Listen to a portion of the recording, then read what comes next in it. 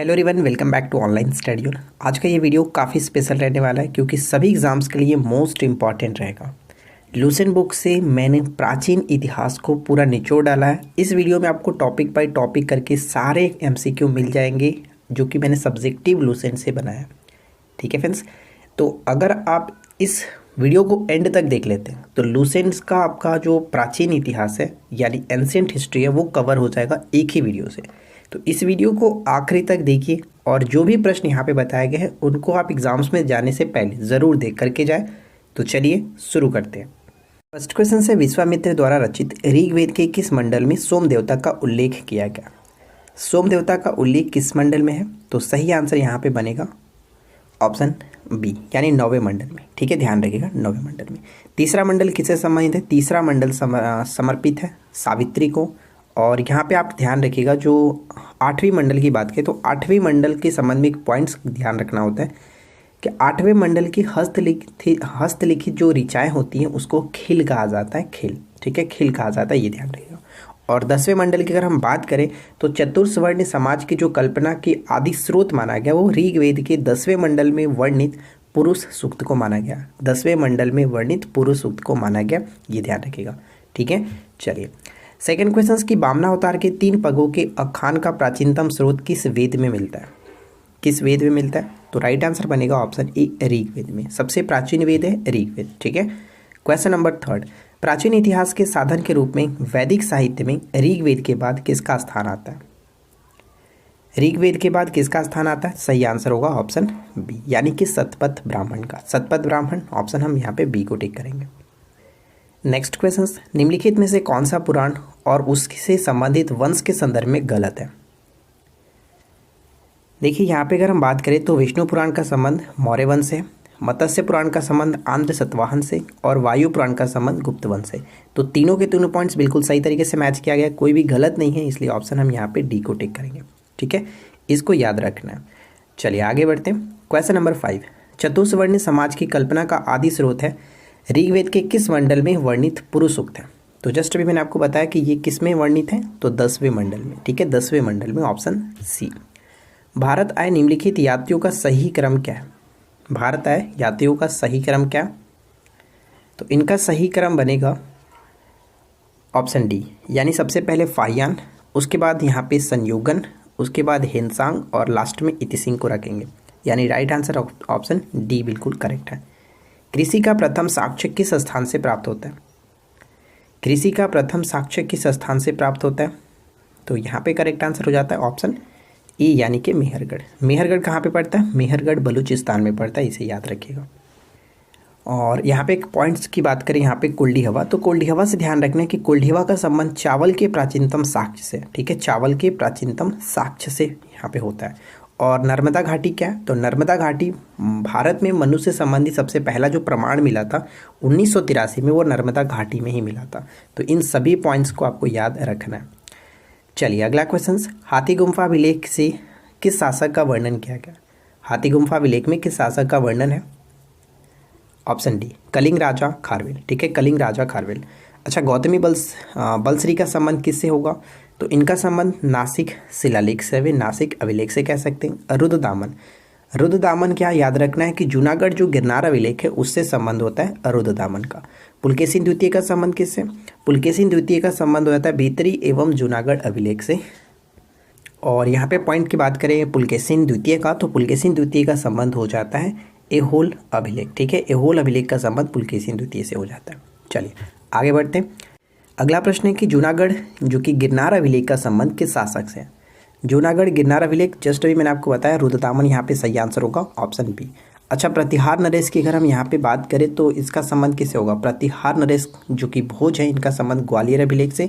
स्कंदगुप्त का संबंध हो जाता है भीतरी एवं जूनागढ़ अभिलेख। और समुद्रगुप्त का संबंध किससे? प्रयाग स्तंभ लेख से। ठीक है, तो इन सभी पॉइंट्स को भी याद रखते चलना है। निम्नलिखित अभिलेख और शासकों के संबंध में कौन सा मिलान सही है? तो यहाँ पे बताइए कि कौन सा मिलान सही तरीके से किया गया। ऐहोल अभिलेख का संबंध पुलकेशिन द्वितीय, ग्वालियर अभिलेख का संबंध प्रतिहार नरेश भोज और मंदसौर अभिलेख का संबंध यशोवर्मन। तीनों के तीनों पॉइंट्स बिल्कुल सही है, तो ऑप्शन हम डी को टिक करेंगे, सभी सही है। अगला क्वेश्चन, उत्तर भारत के मंदिर की कला की शैली कौन सी होती है? उत्तर भारत की कला की शैली आपसे पूछा जा रहा है। देखिए मैं आपको बता दूं कि उत्तर भारत में मंदिरों की जो कला की शैली है वो नागर शैली है, यानी ऑप्शन बी होगा। एवं दक्षिण भारत में जो मंदिरों की कला शैली होती है उसको हम लोग द्रविड़ शैली के नाम से जानते हैं। दक्षिणापंथ के मंदिरों के निर्माण में नागर और द्रविड़ दोनों शैलियों का प्रभाव पड़ा है, जिसके हम लोग वेसर शैली के नाम से जानते हैं। तो फिलहाल यहाँ पे राइट आंसर आपका बनेगा ऑप्शन बी, नागर शैली। नेक्स्ट क्वेश्चन कह रहा है कि मेगास्थनीज के संदर्भ में निम्नलिखित में से कौन सा कथन असत्य है। तो अच्छे तरीके से पढ़िए और बताइए कि कौन सा कथन असत्य है। चलिए हम एक एक करके देखते हैं। पहला पॉइंट है कि यह सेल्यूकस निकेटर का राजदूत था, बिल्कुल सही है।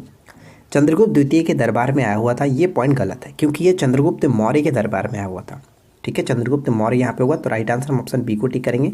लेकिन थर्ड पॉइंट भी देख लेते हैं। इसने अपनी पुस्तिका इंडिका में मौर्य युगीन यहाँ पे होगा, मौर्य युगीन समाज एवं संस्कृति के विषय में लिखा है।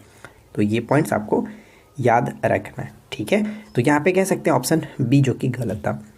चलिए अगला क्वेश्चन, स्त्री की सर्वाधिक गिरी हुई स्थिति निम्नलिखित में से किस में से प्राप्त होती है? किससे प्राप्त होती है स्त्री की सर्वाधिक गिरी हुई स्थिति जो है? ऑप्शन सी, मैत्रेयनी संहिता। मैत्रेयनी संहिता जिसमें फ्रेंड्स बताया गया है जुआ और शराब की भांति स्त्रियों को पुरुष का तीसरा मुख्य दोष बताया गया। ठीक है, मैत्रेयनी संहिता में। आगे बढ़ते हैं। अगला क्वेश्चन, स्मृति ग्रंथों में सबसे प्राचीन और प्रामाणिक किसे माना गया? तो ध्यान रखिएगा, स्मृति ग्रंथों में सबसे प्राचीन एवं प्रामाणिक किसे माना गया? तो राइट आंसर यहाँ पे बनेगा ऑप्शन बी, मनुस्मृति। मनुस्मृति यहाँ पे बिल्कुल सही आंसर होगा। और एक पॉइंट्स मैं आपको और यहाँ पे समझाना चाहता हूँ। और अगर आपसे पूछ ले कि जो मनुस्मृति है यह किस काल का मानक ग्रंथ है, तो ये शुंग काल का मानक ग्रंथ है। ठीक है, शुंग काल का मानक ग्रंथ है। जैसे नेक्स्ट क्वेश्चन पूछा ही गया कि मनुस्मृति किस काल का मानक ग्रंथ है, तो राइट आंसर क्या बनेगा? ऑप्शन बी, शुंग काल का मानक ग्रंथ है। ठीक है, चलिए नेक्स्ट वन देखिए, निम्नलिखित में से कौन सा कथन सही है? निम्नलिखित में से कौन सा कथन सही है? पहला पॉइंट की जातक में बुद्ध के पुनर्जन्म की कहानी वर्णित है। हिनयान का प्रमुख जो ग्रंथ है वो कथा वस्तु है। कथा वस्तु में बुद्ध का जीवन चरित्र अनेक कथनाकों के साथ वर्णित है। तीनों के तीनों पॉइंट्स बिल्कुल सही है, ऑप्शन डी को टिक करेंगे। अगला क्वेश्चन, विदेशी यात्रियों से मिलने वाली जानकारी के क्रम में निम्न में से कौन सा कथन सही है? कौन सा कथन सही है? पहला पॉइंट क्या कह रहा है कि भारत का भूगोल नामक पुस्तक टॉलमी ने लिखा था, क्या ये सही है? तो ध्यान दीजिएगा फ्रेंड्स, ये बिल्कुल सही है, कोई दिक्कत नहीं। भारत का भूगोल टॉलमी ने लिखा है और यह पुस्तक प्रथम शताब्दी में लिखा गया था। ये पॉइंट गलत है क्योंकि ये जो पुस्तक है टॉलमी ने दूसरी शताब्दी में लिखा था। प्रथम शताब्दी में प्लिनी ने लिखा था नेचुरल हिस्ट्री। तो ये आपको याद रखना है। तो सिर्फ और सिर्फ यहाँ पे केवल एक को टिक करेंगे जो कि सही है। पुरापाषाण काल में आदि मानव के मनोरंजन के साधन क्या थे? पुरापाषाण काल में आदि मानव के मनोरंजन के साधन क्या थे? शिकार। पुरापाषाण काल में ही आग का आविष्कार हुआ था, ये भी याद रखिएगा। नेक्स्ट वन, निम्नलिखित में से किसको चालकोलिथिक एज के नाम से भी जाना जाता है? चालकोलिथिक एज के नाम से जाना जाता है किसे? ऑप्शन सी, ताम्रपाषाण युग। ठीक है, ताम्रपाषाण युग। अगला प्रश्न, मानव द्वारा प्रयुक्त सर्वप्रथम जो प्रयुक्त अनाज था वो कौन सा था? मानव द्वारा सर्वप्रथम प्रयुक्त अनाज, ऑप्शन बी, गेहूं और जौ। गेहूं और जौ। किस विदेशी यात्री ने भारत का दौरा सबसे पहले किया था? किस विदेशी यात्री ने भारत का दौरा सबसे पहले किया था? मेगास्थनीज ने। ठीक है, मेगास्थनीज ने, ऑप्शन यहाँ पे हम बी को टिक करेंगे। इतिहास के पिता की पदवी सही अर्थों में किसे दी जाती है या फिर किससे संबंधित है? इतिहास के पिता। तो यहाँ पे सही आंसर क्या बनेगा? Option A, Herodotus. ठीक है, हेरोडोटस, ऑप्शन ए। मानव द्वारा सर्वप्रथम प्रयुक्त धातु कौन सा था? मानव द्वारा प्रयुक्त सर्वप्रथम धातु कौन सा था? Right answer will be option C, तांबा। ठीक है, तांबा सबसे पहला जो कि धातु था जिसको लोहित अयस्क के नाम से जाना गया, ये याद रखना है। नेक्स्ट वन है कि कौन सा कथन सही है? बताइए कि कौन सा कथन सही है? जैन साहित्य को आगम कहा जाता है, ये बिल्कुल सही है। सेकेंड पॉइंट कि जैन धर्म का प्रारंभिक जो इतिहास है वो कल्पसूत्र से ही प्राप्त होता है, ये दोनों के दोनों पॉइंट्स बिल्कुल सही है, सी को टिक करेंगे। एक और दो दोनों सही है। चचनामा के लेखक कौन थे? चचनामा के लेखक कौन थे? तो ध्यान रहेगा, चचनामा के लेखक Ali Ahmad, option B, Ali Ahmad, option B को टिक करेंगे। निम्न में से कौन सा कथन सही है? अच्छे तरीके से पढ़िए और बताइए कि कौन सा कथन सही है। पहला पॉइंट कह रहा है कि सिंधु सभ्यता का जो पूर्वी पुरस्थल था वो आलमगीरपुर है, जो कि बिल्कुल सही है। आलमगीरपुर पूर्वी स्थल पड़ता है और ये कहाँ पे, किस नदी के किनारे था? तो इसे याद रखना है हिंडन नदी के किनारे, ठीक है, हिंडन नदी के किनारे, जो कि उत्तर प्रदेश के मेरठ जिले में। और आलमगीरपुर यहाँ पे बात करें तो दासक नदी के किनारे। ये पॉइंट गलत करा क्योंकि मैंने आपको बताया ये आपका हिंडन नदी के किनारे था, ठीक है। दासक नदी के किनारे जो पश्चिमी पूरा स्थल था, जो सुत कांगडोर कह सकते हैं, जो बलूचिस्तान में पड़ता है, वो पड़ता है। तो केवल और केवल एक यहाँ पे सही है, ऑप्शन ए को टिक करके आगे बढ़ सकते हैं। चलिए नेक्स्ट वन क्या कह रहे हैं। अगला पॉइंट है कि एक सील पर 3 मुख वाले देवता की मूर्ति कहाँ से मिली है। एक सील पर 3 मुख वाले देवता की मूर्ति कहाँ से मिली है। मोहनजोदड़ो से। C will be right answer, Mohenjodaro. ध्यान रखिएगा, मोहनजोदड़ो से संबंधित अक्सर एक क्वेश्चन पूछा जाता है कि किस नदी के किनारे स्थित है। सिंधु नदी के किनारे स्थित है, जिसके खोजकर्ता कौन थे या फिर उत्खननकर्ता। रखाल दास बनर्जी 1922 ईस्वी में इन्होंने खोजा था, जो कि वर्तमान में ये पाकिस्तान के सिंध प्रांत के लरकाना जिले में स्थित है। ये याद रखना है, ठीक है। और मोहनजोदड़ो से ही प्राप्त हुआ है बृहद स्नानागार। ये ध्यान रखिए, बृहद स्नानागार। मोहनजोदड़ो से ही नर्तकी की एक कांस्य मूर्ति भी मिली है, इसे भी याद रखना है। चलिए आगे बढ़ते हैं। अगला क्वेश्चन देखिए, नेक्स्ट वन क्या है। मिट्टी से हल बनाने का साक्ष्य बनवाली से प्राप्त हुआ है, यह किस राज्य में स्थित है। बनवाली जो है वो किस राज्य में पड़ता है। Haryana, option D Haryana. घोड़े के अस्थिपंजर निम्न में से किस स्थान से प्राप्त नहीं हुआ है। नहीं हुआ है, ध्यान रखिएगा। तो सुत्तकोदता, कालीबंगन एवं लोथल से ही सैंधवकालीन घोड़े के अस्थिपंजर प्राप्त हुआ है, ना कि चंदहुदरो से। तो यहाँ पे राइट आंसर होगा ऑप्शन डी। चंदहुदरो किस नदी के किनारे स्थित था, तो इसे याद रखना है, सिंधु नदी के किनारे। इसके उत्खननकर्ता गोपाल मजूमदार 1931 ईस्वी में, जो कि वर्तमान में ये पाकिस्तान के सिंध प्रांत में पड़ता है, ठीक है। चलिए नेक्स्ट वन है कि सिंधु सभ्यता के संदर्भ में कौन सा कथन असत्य है। सिंधु सभ्यता के संदर्भ में कौन सा कथन असत्य है। चलिए एक एक करके देखते हैं। सैंधवभाषी सूती एवं ऊनी वस्त्रों का प्रयोग करते थे। सिंधु सभ्यता में पर्दा एवं वैश्यावृत्ति प्रचलित थी। सिंधु सभ्यता में यहाँ पे देखिए मातृदेवी के पास, ठीक है, मातृदेवी सर्वाधिक प्रचलित थी। मातृदेवी की जो पूजा थी वो सर्वाधिक प्रचलित थी। लेकिन 4th पॉइंट गलत है, सिंधु सभ्यता के लोग तलवार से परिचित थे। ये पॉइंट गलत है क्योंकि सिंधु सभ्यता के संदर्भ में लोहे की खोज नहीं की गई थी। तो यहाँ पे 4th पॉइंट जो कि गलत है, राइट आंसर हम ऑप्शन डी को टिक करेंगे। नेक्स्ट क्वेश्चन कह रहा है कि दसराग युद्ध का उल्लेख ऋग्वेद के किस मंडल में वर्णित है। तो ये 7वें मंडल में वर्णित है, इसे याद रखना है, 7वें मंडल में, ठीक है। इस युद्ध के अगर बात करें, यह युद्ध परुषणी नदी यानी कि रावी नदी के तट पर लड़ा गया था, याद रखना है। अगला प्रश्न, निम्न में से कौन सा मिलान गलत है। तो ध्यान से मिलाइए कौन सा मिलान गलत है। उपनिषदों की कुल संख्या 108 है, महापुराणों की कुल संख्या 18 है, वेदांगों की संख्या 6 है। तो कोई भी गलत नहीं है, इसलिए ऑप्शन डी यहाँ पे करेक्ट होगा। हड़प्पा किस नदी के किनारे अवस्थित है। हड़प्पा किस नदी के किनारे अवस्थित है, बहुत इंपॉर्टेंट प्रश्न है, ध्यान रखिएगा। हड़प्पा रावी नदी के किनारे अवस्थित है, इसे याद रखना है, ऑप्शन डी। इसके उत्खननकर्ता दयाराम साहनी, याद रखना है, 1921 ईस्वी में। पाकिस्तान का मोंटेगोमरी जिले में ये स्थित है। उत्तर वैदिक संस्कृति का काल किसे माना जाता है। उत्तर वैदिक संस्कृति का काल किसे माना जाता है। ध्यान दीजिएगा, वैदिक काल का विभाजन 2 भागों में किया गया, एक ऋग वैदिक काल में और दूसरा उत्तर वैदिक काल। ऋग वैदिक काल 1500 से 1000 ईसा पूर्व होता है, जबकि उत्तर वैदिक काल 1000 ईसा पूर्व से 600 ईसा पूर्व। यहाँ पे सही आंसर ऑप्शन हम बी को टिक करेंगे। नेक्स्ट वन क्या कह रहा है कि आर्यों के संदर्भ में निम्न में से कौन सा कथन सही है। कौन सा कथन सही है आर्यों के संदर्भ में। सबसे पहले आर्य की बात करें तो सर्वप्रथम पंजाब और अफगानिस्तान में बसे। मैक्स मुलर ने आर्यों का मूल निवास यहाँ पे पश्चिमी एशिया नहीं मध्य एशिया बताया था। आर्यों द्वारा निर्मित जो सभ्यता थी वो वैदिक सभ्यता कहलाई। यहाँ पे 1st और 3rd बिल्कुल सही है, तो ऑप्शन हम किसे टिक करेंगे, सी को टिक करेंगे। 1 और 3 करेक्ट है। यहाँ पे पश्चिमी एशिया नहीं मध्य एशिया होना चाहिए था। चलिए नेक्स्ट वन देखिए, अगला पॉइंट से प्रारंभिक आर्यों के बारे में निम्न कथनों में से कौन सही नहीं है। कौन सही नहीं है। तो पहला पॉइंट कह रहे हैं प्रारंभिक आर्यों के बारे में कि वे संस्कृत बोलने वाले थे, वे घुड़सवारी किया करते थे, कई झुंडों में भारत आए हुए थे, वे मुख्यतः नगरों में निवास करते थे। ये पॉइंट गलत है क्योंकि मैं आपको बता दूं आर्यों द्वारा जो विकसित सभ्यता थी वो ग्रामीण सभ्यता थी, ठीक है। इनके द्वारा जो निर्मित सभ्यता थी वो वैदिक सभ्यता कहलाई, लेकिन इनके द्वारा विकसित सभ्यता ग्रामीण सभ्यता कहलाई, न कि वो नगरों में निवास करते थे। तो ये पॉइंट्स गलत है, जो कि ऑप्शन डी को टिक करेंगे। उत्तर वैदिक काल में वेद विरोधी और ब्राह्मण विरोधी धार्मिक अध्यापकों को किस नाम से जाना जाता है। वेद विरोधी और ब्राह्मण विरोधी धार्मिक अध्यापकों को किस नाम से जाना गया, श्रमण के नाम से जाना गया, ऑप्शन बी श्रमण। वैदिक समाज कितने वर्णों में विभक्त था, वैदिक समाज कितने वर्णों में विभक्त था? तो स्टार्टिंग हम लोगों ने देखा था ऋग्वेद के 10वें मंडल में पुरुष सूक्त में चतुस्वर्ण का उल्लेख किया गया, चतुस्वर्ण का उल्लेख किया गया। तो यहाँ पे राइट आंसर बनेगा ऑप्शन बी। और इसी में कहा गया है कि ब्राह्मण परम पुरुष के मुख से, क्षत्रिय उनकी भुजाओं से, वैश्य उनकी जांघों से और शूद्र जो है उनके पैरों से उत्पन्न हुए। यानी शूद्र का भी पहली बार प्रयोग इसी में किया गया, यानी 10वें मंडल में ही किया गया। नेक्स्ट वन क्या है? वैदिक सभ्यता में अमाजु किस के लिए संदर्भ में प्रयुक्त होता था? किसके संदर्भ में प्रयुक्त होता था अमाजु? अमाजु का प्रयोग जीवन भर अविवाहित रहने वाली महिलाओं के लिए किया जाता था। ऑप्शन बी, जीवन भर अविवाहित रहने वाली महिलाओं को अमाजु कहा जाता था। वैदिक गणित का महत्वपूर्ण अंग कौन सा है? वैदिक गणित का महत्वपूर्ण अंग है सुलभ सूत्र, सुलभ सूत्र ऑप्शन सी। कौन से 3 वेद संयुक्त रूप से त्रयी या फिर वेद त्रयी कहलाते हैं? त्रयी या फिर वेद त्रयी कहलाते हैं संयुक्त रूप से।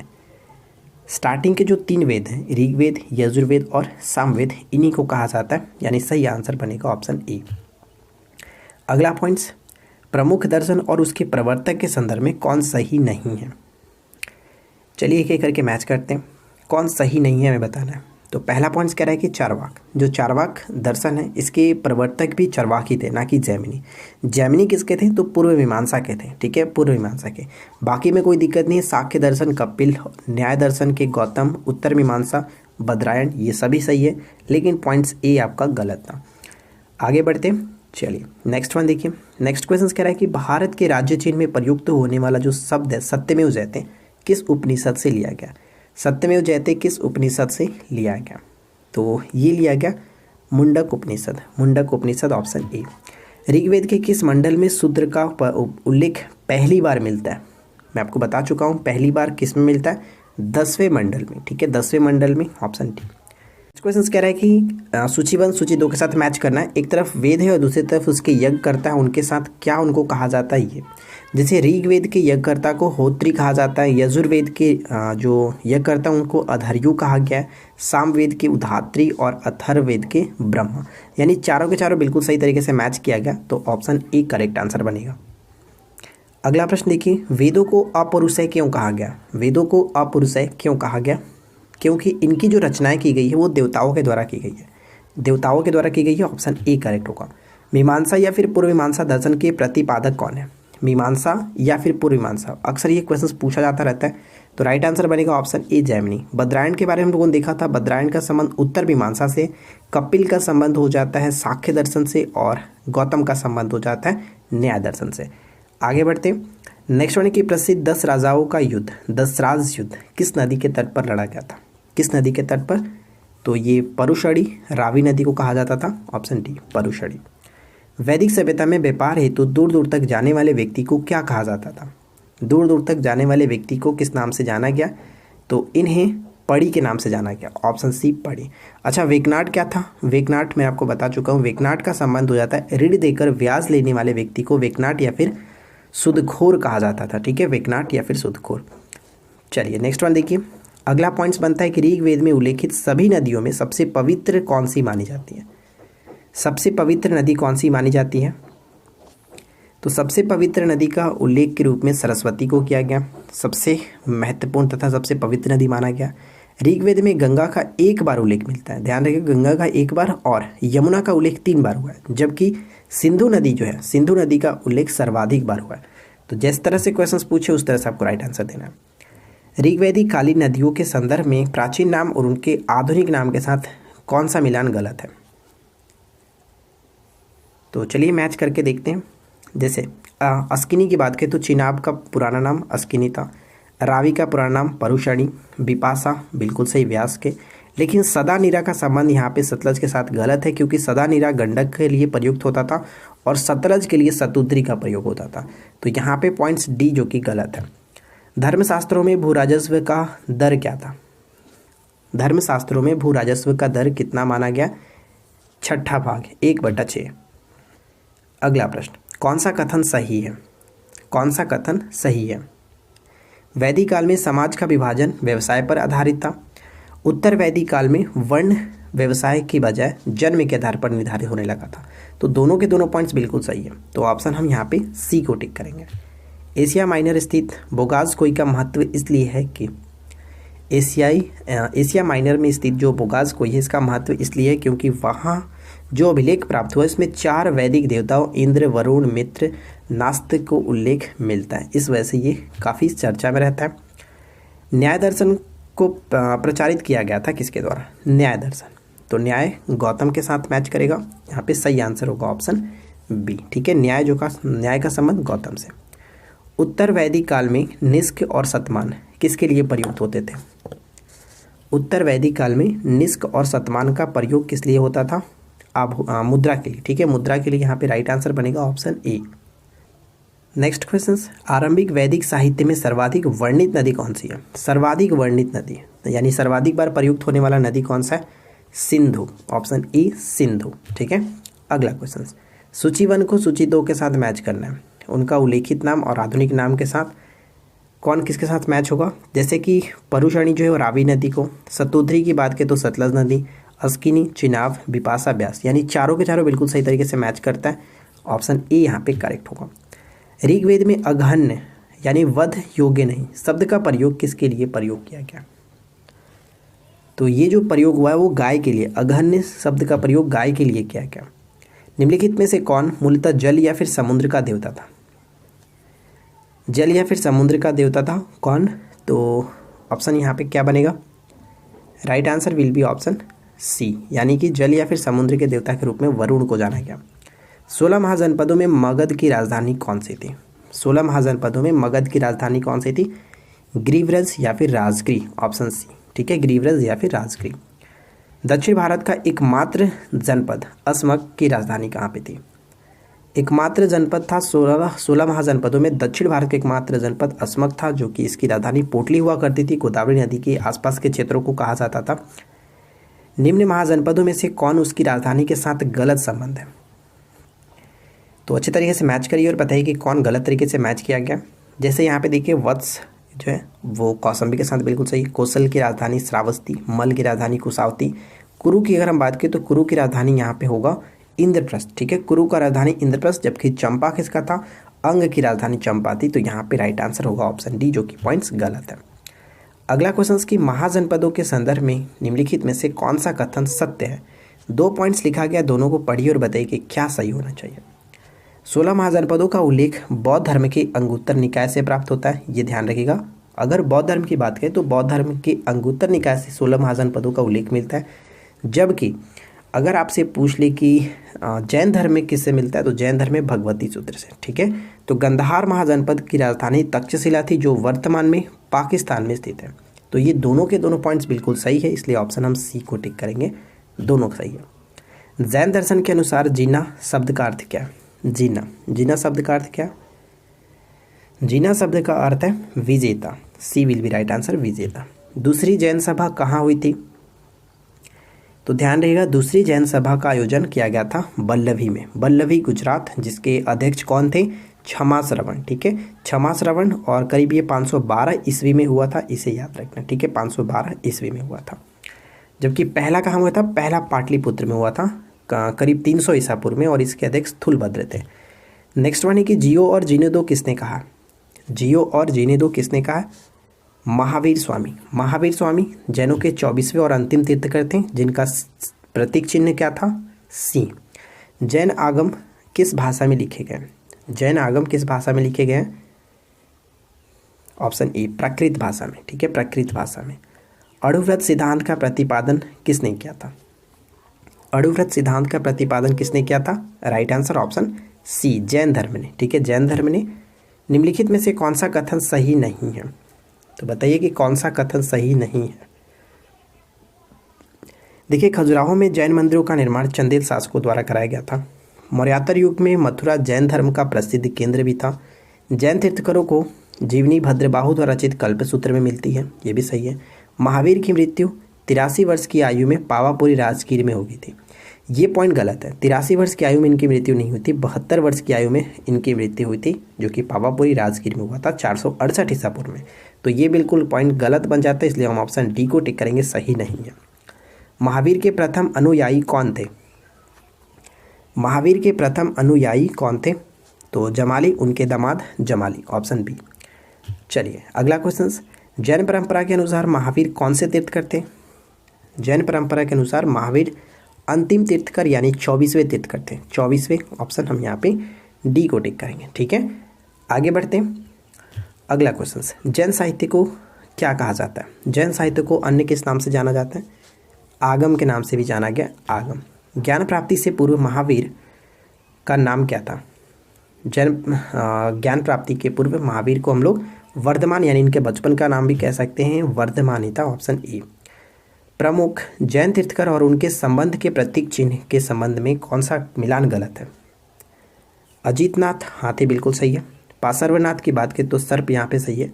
ऋषभदेव यहाँ पे शंख बिल्कुल गलत होगा, क्योंकि ऋषभदेव का संबंध और ये प्रथम तीर्थकर थे, इनका संबंध सांड से है, लेकिन महावीर का संबंध बिल्कुल सही है। तो वो गलत हमें बताना था, ऑप्शन सी को टिक करेंगे जो कि गलत है।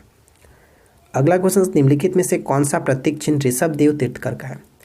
ऋषभदेव तीर्थकर का है सांड, ऋषभदेव तीर्थकर का सांड। ठीक है, महावीर को मोक्ष कहाँ प्राप्त हुआ था? महावीर को मोक्ष पावापुरी, ऑप्शन बी पावापुरी में।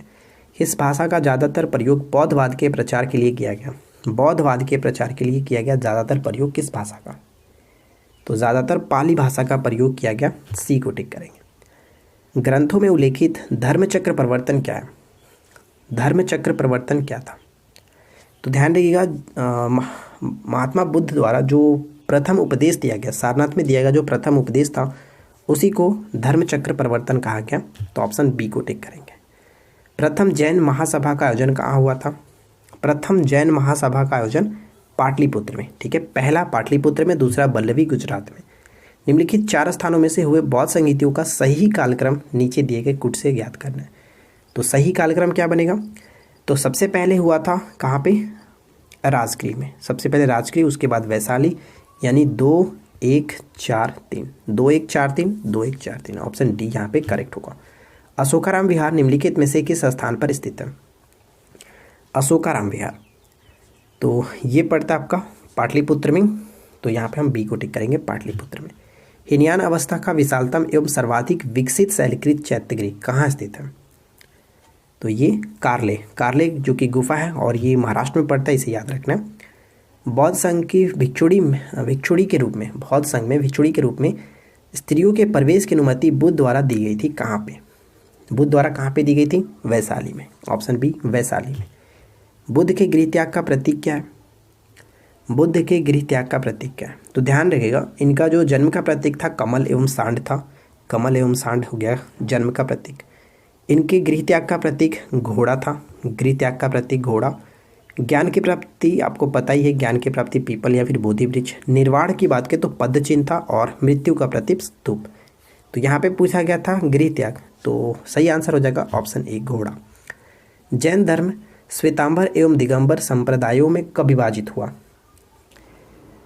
क्या बनेगा राइट आंसर? जैन धर्म श्वेतांबर और दिगंबर संप्रदायों में कब विभाजित हुआ? तो चंद्रगुप्त मौर्य के समय में, तो ऑप्शन ए को टिक करेंगे। अगला क्वेश्चन की जैन ग्रंथ कल्पसूत्र के रचयिता कौन थे? जैन ग्रंथ कल्पसूत्र के रचयिता कौन थे? कल्पसूत्र के रचयिता भद्रबाहु, ऑप्शन बी भद्रबाहु। आगे बढ़ते हैं। किस जैन रचना में 16 महाजनपदों का उल्लेख मिलता है? तो ऊपर हम लोगों ने देखा था, अगर 16 महाजनपदों का उल्लेख बौद्ध धर्म में पूछे तो अंगुत्तर निकाय, जबकि अगर जैन रचना की बात करें तो वहाँ पे भगवती सूत्र को टिक करेंगे। नेक्स्ट वन है कि निम्न में से कौन सा कथन सही है? तो पढ़िए और बताइए कौन सा कथन सही है। बुद्ध ने अपने सर्वाधिक उपदेश कौशल देश की राजधानी श्रावस्ती में दिया था, बिल्कुल सही। अलार कलाम के बाद सिद्धार्थ ने राजगिरी के रुद्रक रामपुत्र से शिक्षा ग्रहण की थी, क्या ये सही है? तो ये भी बिल्कुल सही है, इसमें भी कोई दिक्कत नहीं है। नेक्स्ट पॉइंट है कि बौद्ध धर्म के बारे में हमें विशद जो ज्ञान है वो त्रिपिटक से प्राप्त होता है। तो यहाँ पे सभी के सभी बिल्कुल सही कथन है, इसलिए हम ऑप्शन डी को टिक करेंगे, उपरोक्त सभी कथन सही है। यहाँ पे ध्यान रखना, पूछा जा सकता है कि जो दूसरे गुरु थे वो कौन थे? रुद्रक रामपुत्र, और वे कहाँ के थे? राजगीर के थे। जबकि जो अलार कलाम थे वो वैशाली के थे, ये याद रखिएगा। त्रिपिटक क्या है? त्रिपिटक क्या है? त्रिपिटक बुद्ध के उपदेशों का संग्रह है। त्रिपिटक के 3 भाग हैं, सुत्त पिटक, अभिधम पिटक और विनय पिटक, ये तीनों याद रखना है।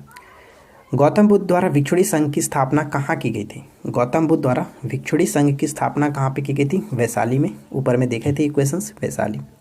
कश्मीर में कनिष्क के शासनकाल में जो बौद्ध संगीति आयोजन हुई थी उसकी अध्यक्षता निम्नलिखित में से किसने की थी? चौथी बौद्ध संगीति का आयोजन किया गया था जिसमें हीनयान और महायान भागों में बौद्ध धर्म का विभाजन हुआ और उसकी अध्यक्षता वसुमित्र ने किया था। ऑप्शन डी वसुमित्र ने। निम्नलिखित में से किस शासक ने द्वितीय बौद्ध सभा का आयोजन किया? ध्यान दीजिएगा, प्रथम जो बौद्ध सभा हुआ उसका आयोजन किसने किया था? अजातशत्रु के शासनकाल में हुआ, अजातशत्रु के समय में। लेकिन द्वितीय बौद्ध संगीति का आयोजन किसके हुआ? तो कालाशोक के संबंध में। ये फर्स्ट, ये सेकंड और अशोक थर्ड थे। अशोक थर्ड और फोर्थ नंबर की कनिष्क थे। ठीक है, फोर्थ नंबर कनिष्क। तो राइट आंसर यहाँ पे डी होगा, अशोक। बौद्ध मठ के संबंध में कौन सा गलत है? कौन सा मिलान गलत है? तो चलिए हम एक एक करके देखते हैं कौन यहाँ पे गलत है। पहला पॉइंट्स की टाबो मठ हिमाचल प्रदेश और तवांग मठ जो होता है वो अरुणाचल प्रदेश होता है। ठीक है, तवांग मठ अरुणाचल प्रदेश, हेमिस मठ लद्दाख और थिकसे मठ भी आपका लद्दाख में ही पड़ता है। रूमटेक का संबंध रहता है सिक्किम में, रूमटेक का संबंध सिक्किम में होगा। ये पॉइंट यहाँ पे गलत है। ठीक है, और यहाँ पे देख सकते हैं तो गलत यहाँ पे बताना था हमें, तो ऑप्शन सी को टिक करेंगे। रूमटेक सिक्किम में पड़ता है, इसे याद रखना। चलिए आगे बढ़ते हैं और अगला क्वेश्चन देखिए। शैव धर्म का सर्वाधिक प्राचीन संप्रदाय का नाम क्या है? शैव धर्म का सर्वाधिक प्राचीन संप्रदाय का नाम क्या है? तो यहाँ पे राइट आंसर बनेगा पशुपत संप्रदाय। ठीक है, पशुपत संप्रदाय। अगला प्रश्न, पशुपत संप्रदाय को मानने वाले को क्या कहा जाता है? पशुपत संप्रदाय को मानने वाले को क्या कहा जाता है? तो पंचार्थी कहा गया। ऑप्शन ए पंचार्थी। ठीक है, पंचार्थिक। वीर शिव संप्रदाय किस संप्रदाय को कहा गया है? वीर शिव संप्रदाय किस संप्रदाय को कहा गया? तो यहाँ पे सही आंसर बनेगा लिंगायत संप्रदाय को। ऑप्शन बी लिंगायत संप्रदाय। लिंगायत संप्रदाय के प्रवर्तक कौन थे? ध्यान दीजिएगा, लिंगायत संप्रदाय के प्रवर्तक थे, अब मैं आपको बता दूं, लिंगायत संप्रदाय दक्षिण में प्रचलित था और इसे जंगम भी कहा जाता था। जंगम भी इसे कहा जाता है। और वसव पुराण में वसव पुराण में लिंगायत संप्रदाय के प्रवर्तक अल्लाह प्रभु को माना गया और साथ ही साथ उनके जो शिष्य है वो वसव को माना गया। तो अल्लाह प्रभु हम यहाँ पे राइट आंसर वो टिक करेंगे। ऑप्शन बी बिल्कुल सही आंसर है। ये ध्यान रहेगा, इसे ही जंगम भी कहा गया। ठीक है, जंगम। तंजौर में शिव मंदिर का निर्माण किसने करवाया था? तंजौर में शिव मंदिर का निर्माण किसने कराया था? चोल शासक राजराज प्रथम। चोल शासक राजराज प्रथम ने। ऋग्वेद में शिव भगवान के लिए कौन सा शब्द का प्रयोग किया गया? ऋग्वेद में शिव के लिए रुद्र का प्रयोग किया गया। ऑप्शन सी रुद्र का। ध्यान रखेंगे, लिंग पूजा का पहला जो स्पष्ट वर्णन मिलता है वो कहाँ पे मिलता है? मत्स्य पुराण में मिलता है। अथर्ववेद में शिव को अन्य नामों से जाना गया, जैसे ऋग्वेद में आपने देखा रुद्र, लेकिन अथर्ववेद में शिव को भव, सर्व, भवपूति, भूपति ये सभी नामों से जाना गया। पशुपत संप्रदाय के संस्थापक कौन थे? पशुपत संप्रदाय के संस्थापक के रूप में लकुलिस को माना गया। Lakulisa, option A. प्रसिद्ध राजराजेश्वर मंदिर कहाँ स्थित है? प्रसिद्ध राजराजेश्वर मंदिर जो शैव मंदिर है वो कहाँ स्थित है?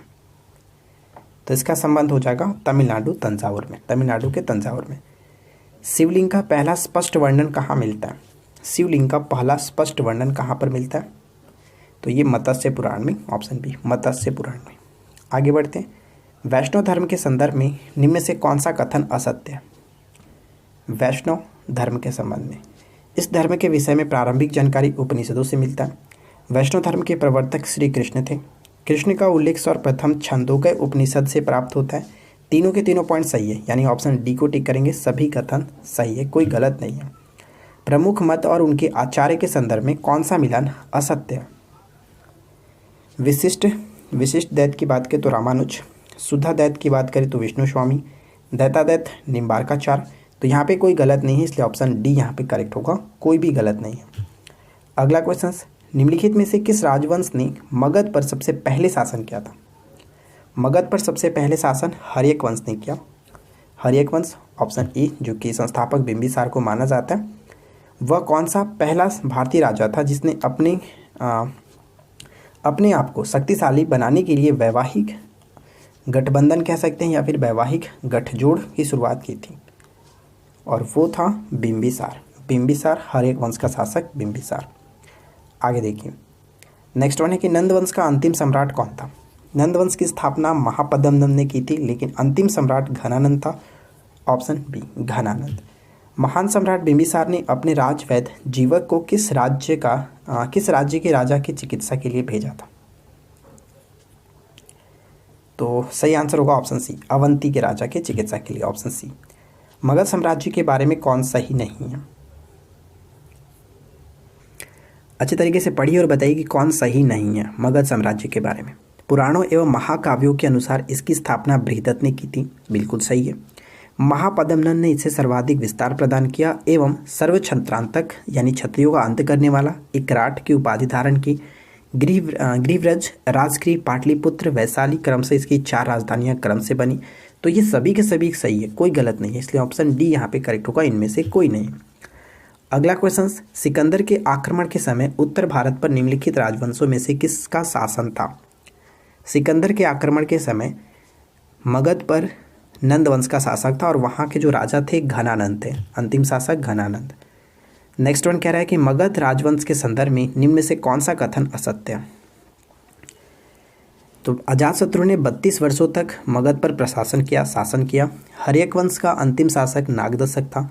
शिशुनाग ने अपनी राजधानी पाटलिपुत्र से हटा करके वैशाली में स्थापित की थी। तो ये बिल्कुल सही है, तीनों के तीनों पॉइंट्स, कोई गलत नहीं है, ऑप्शन डी को टिक करेंगे। पाटलिपुत्र की स्थापना किसने किया था? उदयन ने किया था, गंगा और सोन नदियों के संगम पर, ये ध्यान रखना है। तो फिलहाल यहाँ पे डी बिल्कुल करेक्ट है। नेक्स्ट क्वेश्चन है, सिकंदर के गुरु का नाम क्या था? सिकंदर के गुरु का नाम क्या था? सही आंसर बनेगा ऑप्शन बी, अरस्तु। ध्यान रखेंगे, अरस्तु सिकंदर के गुरु थे और फिलिप जो थे वो सिकंदर के पिता का नाम था। जबकि निरियाकस की हम बात करें तो निरियाकस इनका जल सेनापति था।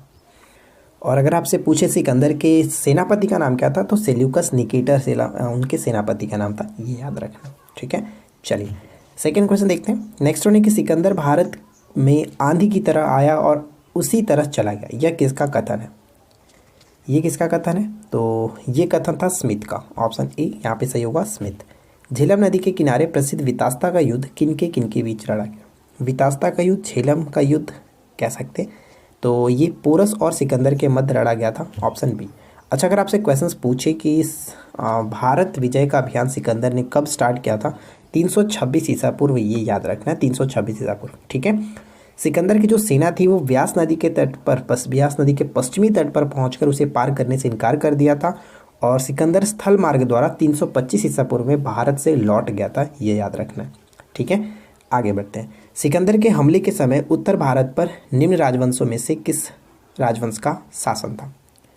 तो सिकंदर के हमले के समय भारत पर नंद वंश का शासक था और जो राजा थे वो घनानंद थे, ये याद रखेंगे। सिकंदर के संबंध में निम्न में से कौन सा कथन असत्य है? सिकंदर के संबंध में कौन सा कथन असत्य है? सिकंदर ने भारत विजय का अभियान 326 ईसा पूर्व में प्रारंभ किया। सिकंदर की सेना व्यास नदी के पश्चिमी तट पर पहुंचकर उसे पार करने से इनकार कर दिया। वह स्थल मार्ग द्वारा 325 ईसा पूर्व में भारत से लौट गया। सभी के सभी कथन बिल्कुल सही है, तो ऑप्शन हम यहाँ पे डी को टिक करेंगे, कोई भी गलत नहीं है, सभी कथन सही है। निम्न में से किसने चंद्रगुप्त मौर्य को सेंड्रोकोटस कहा था? चंद्रगुप्त मौर्य को किसने सेंड्रोकोटस कहा था? ऑप्शन बी करेक्ट होगा, जस्टिन ने कहा है। अच्छा, एपियान्स की बात करें तो एपियान्स ने क्या है? एपियान्स के संबंध में एक बात आती है, चंद्रगुप्त मौर्य और सेल्यूकस के बीच जो युद्ध हुआ था उसका वर्णन एपियान्स ने ही किया। और प्लूटार्क की बात करें तो प्लूटार्क के अनुसार चंद्रगुप्त ने सेल्यूकस को 500 हाथी उपहार में भी दिया था, ये याद रखना। अगला क्वेश्चन, चंद्रगुप्त मौर्य के संदर्भ में निम्न में से कौन सा कथन असत्य है? असत्य कथन हमें बताना है, तो चलिए देखते हैं। ये मौर्य वंश के संस्थापक थे, बिल्कुल सही। चंद्रगुप्त मौर्य का जन्म 345 ईसा पूर्व में, ये बिल्कुल सही है। और राजगद्दी पर 322 ईसा पूर्व में बैठे। चंद्रगुप्त ने 305 ईसा पूर्व में सेल्यूकस निकेटर को हराया था। यहाँ पे सभी के सभी कथन सही है, कोई असत्य नहीं, इसलिए ऑप्शन हम यहाँ पे ई को टिक करेंगे। मौर्य साम्राज्य में प्रचलित मुद्रा का नाम क्या था? मौर्य साम्राज्य में प्रचलित मुद्रा का नाम क्या था? ऑप्शन डी पर्ण। नेक्स्ट वन, कलिंग विजय के उपरांत अशोक महान ने निम्नलिखित में से किस धर्म को अंगीकार कर लिया? अशोक महान ने किस धर्म को अंगीकार कर लिया? बौद्ध धर्म को अपनाया था, ऑप्शन बी बौद्ध धर्म को। वह स्रोत जिसमें पाटलिपुत्र के प्रशासन का वर्णन उपलब्ध है, पाटलिपुत्र के प्रशासन का वर्णन उपलब्ध है, वह है इंडिका। इंडिका के रचनाकार कौन थे? मेगास्थनीज, ठीक है, मेगास्थनीज। अगला क्वेश्चन, किस ग्रंथ में चंद्रगुप्त मौर्य के लिए वृषल शब्द का प्रयोग किया गया? वृषल शब्द यानी कि निम्न कुल का व्यक्ति, ऐसा कहा गया। तो किस ग्रंथ में? मुद्रा राक्षस। मुद्रा राक्षस के लेखक कौन है? विशाखदत्त। निम्नलिखित में से किसकी तुलना मैकियावेली के प्रिंस से की जाती है? किसकी तुलना मैकियावेली के प्रिंस से की जाती है? वो है कौटिल्य। ठीक है, अर्थशास्त्र की जो रचना है, अर्थशास्त्र के रचयिता कौटिल्य ने, इनको मैकियावेली से प्रिंस से की जाती है। तो यहाँ पे राइट आंसर बन जाएगा ऑप्शन डी। नेक्स्ट वन की मुद्रा राक्षस के लेखक कौन है? मुद्रा राक्षस के लेखक है विशाख दत्त। Option A Vishakh Datta. किस ग्रंथ में शूद्रों के लिए आर्य शब्द का प्रयोग हुआ है? शूद्रों के लिए आर्य शब्द का प्रयोग किया है किसमें? तो यहाँ पे हमारा सही आंसर बनता है अर्थशास्त्र में, कौटिल्य का जो अर्थशास्त्र है उसमें। मौर्य काल में सीता से क्या तात्पर्य था? मौर्य काल में सीता से क्या तात्पर्य था? राजकीय भूमि से जो प्राप्त आय था उसको सीता से जाना जाता था। मौर्य काल में एग्रोनोमाई किसे कहा जाता था? मौर्य काल में एग्रोनोमाई किसे कहा जाता था? तो राइट आंसर हो जाएगा ऑप्शन बी, मार्ग निर्माण अधिकारी, सड़क निर्माण अधिकारी को ही कहा जाता था। तो अब बी को टिक करेंगे। सांची का स्तूप किसने बनवाया? बहुत बार ये क्वेश्चन रिपीटेड हुआ है। सांची का स्तूप किसने बनवाया? अशोक के द्वारा निर्मित है सांची का स्तूप। अशोक का उत्तराधिकारी कौन हुआ? अशोक का उत्तराधिकारी कुणाल। अशोक का उत्तराधिकारी कुणाल, जो कि 8 वर्षों तक शासन किया और उसके बाद फिर से 8 वर्षों के लिए दशरथ बना था, यानी कि कुणाल का उत्तराधिकारी दशरथ हुआ। तो यहाँ पे फिलहाल सही आंसर होगा ऑप्शन बी, कुणाल।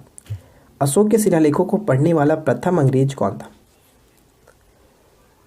प्रथम अंग्रेज जेम्स प्रिंसेप। 1837 ईस्वी में इन्होंने कामयाबी पाई थी पढ़ने में, ध्यान रखेंगे। और अशोक के शिलालेख की खोज जो की गई थी, सबसे पहले जो खोज की गई थी 1750 में पैट्रिक फैनथेलर के द्वारा की गई थी, जिसकी संख्या 14 बताई गई है। ठीक है, ये ध्यान रखेंगे। नेक्स्ट क्वेश्चन है कि निम्नलिखित में से किस राजदेश में अशोक के व्यक्तिगत नाम अशोक का उल्लेख मिलता है? अशोक ही मिलता है, मॉस्की ऑप्शन ए यहाँ पे करेक्ट है। किसने पाटलिपुत्र को पॉलीब्रोथा कहा है? पाटलिपुत्र को पॉलीब्रोथा कहा है किसने? तो राइट आंसर हो जाएगा ऑप्शन ए, मेगास्थनीज। अगला प्रश्न देखिए। नेक्स्ट वन है कि कौटिल्य के अर्थशास्त्र में किस पहलू पर प्रकाश डाला गया? कौटिल्य के अर्थशास्त्र में किस पर प्रकाश डाला गया? राजनीतिक नीतियों पर। अशोक ने अपने राज्याभिषेक के चौथे वर्ष में निग्रोध के प्रभाव से प्रभावित होकर किससे बौद्ध धर्म की दीक्षा ली थी? बौद्ध धर्म की दीक्षा इन्होंने किससे ली थी? अशोक ने बौद्ध धर्म की दीक्षा उपगुप्त से लिया था, ऑप्शन डी। जबकि चंद्रगुप्त ने जैन धर्म की दीक्षा भद्रबाहु से लिया था। ये 2 पॉइंट्स बहुत इंपॉर्टेंट है। प्रसिद्ध यूनानी राजदूत मेगास्थनीज भारत में किसके दरबार में आया था? मेगास्थनीज किसके दरबार में आया था? चंद्रगुप्त मौर्य के दरबार में आया था, ऑप्शन डी, चंद्रगुप्त मौर्य के दरबार में। अगला प्रश्न, किस शिलालेख में अशोक ने घोषणा की थी कि सारी प्रजा मेरी संतान है? सारी प्रजा मेरी संतान है। पृथक कलिंग शिलालेख, ऑप्शन बी, पृथक कलिंग शिलालेख। ठीक है, आगे बढ़ते हैं। नेक्स्ट वन है कि चंद्रगुप्त मौर्य का उत्तराधिकारी कौन हुआ? चंद्रगुप्त मौर्य का उत्तराधिकारी कौन हुआ? तो इस प्रश्न का राइट आंसर बनता है चंद्रगुप्त मौर्य के उत्तराधिकारी बने बिंदुसार। ठीक है, चंद्रगुप्त मौर्य की जो मृत्यु हुई थी 298 ईसा पूर्व श्रवणबेलगोला में हुआ था और उसके बाद बिंदुसार राजा बने। चंद्रगुप्त मौर्य की मृत्यु कब और कहाँ पर हुई थी? तो जस्ट अभी बताया मैंने, 298 ईसा पूर्व में श्रवणबेलगोला कर्नाटक में हुआ था, ऑप्शन ए। निम्नलिखित में से किसका नाम देवनाम प्रियदर्शी भी था? देवानाम प्रियदर्शी भी था, किसका नाम था ये? तो सम्राट अशोक का ही नाम था देवानाम प्रियदर्शी, ऑप्शन ए। मौर्य वंश में कलिंग युद्ध किस वर्ष हुआ था? कलिंग युद्ध हुआ था 261 ईसा पूर्व, 261 ईसा पूर्व।